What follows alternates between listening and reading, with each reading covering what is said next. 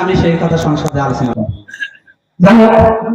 আমি আপনারা জানেন নবরপা ইউনিয়নের এই মাহফিল কেন্দ্রের একটা ঘটনা ঘটেছিল গত বছর।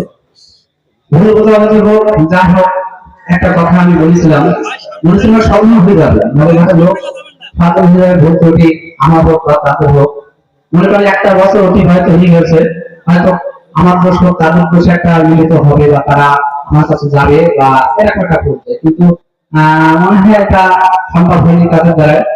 আমার ওই একটাই কথা, আমার কথায় তারা ওর আগ্রহ করেছিল কি করবে একটু চেয়ারম্যান করার জন্য। ঠিক আছে, আমি ওইটাই কবুল করলাম। আল্লাহ আপনাকে রহমত করে আর আপনাদের সাথে থাকে ওই তৃতীয় ব্যক্তিকে ইউনিয়নের চেয়ারম্যান বানাবো, এটাই আমাদের সামনে। যাই হোক, আরো একটা কথা আমরা সময় দেখেছি যে অনেক সময় আমরা জনসভায় দেখেছি যে অনেক বলেছে ফলফলা আমরা আমরা এই ছাত্রগুলোকে তা হতে দেবো না। আল্লাহ তাআলা যেখানে যেটা সম্ভব সেটা সম্ভব করে দেবে।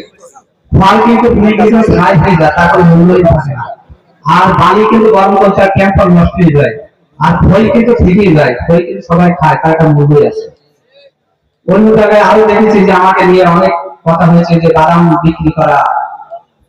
আমি বাদাম বিক্রি করি, তারপরেও যে সে বলছে যে আমি ব্যবসায়ী, আমি কিন্তু কারো ঘের দখল করি, চাঁদাবাজি করি, আমি কিন্তু মূল্য পাই না। আমি এটাও দেখেছি যাকে অন্য লোককে অপমান করলে ইফতার অনুষ্ঠান ইফতার অনুষ্ঠান দেখেছি তাদের একজন ইউনিয়নের লোক তাকে হ্যান্ডশেক পর্যন্ত তাকে করেনি। যারা সবকিছু মালিক আল্লাহ, আল্লাহ তাআলা যাকে যেখানে যাবে সে সেখানে কিন্তু যাবে।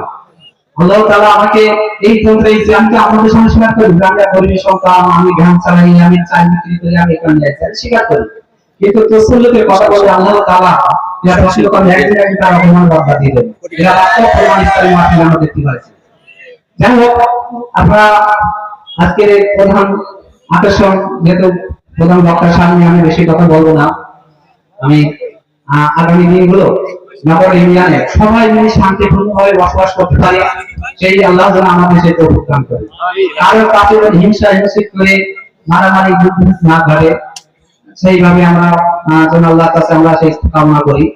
আমি আরো দোয়া করি আপনারা যারা আজকের এই মাহফিলে উপস্থিত হয়েছেন তাদের সুস্বাস্থ্য কামনা করি। আপনারা আমার জন্য দোয়া করবেন, আমি আগামী দিনের জন্য আপনাদের পাশে থাকতে পারি, আপনারা আমার জন্য দোয়া করবেন। এই বলে আমার বক্তব্য শেষ করছি। আসসালামু আলাইকুম ওয়া রাহমাতুল্লাহ।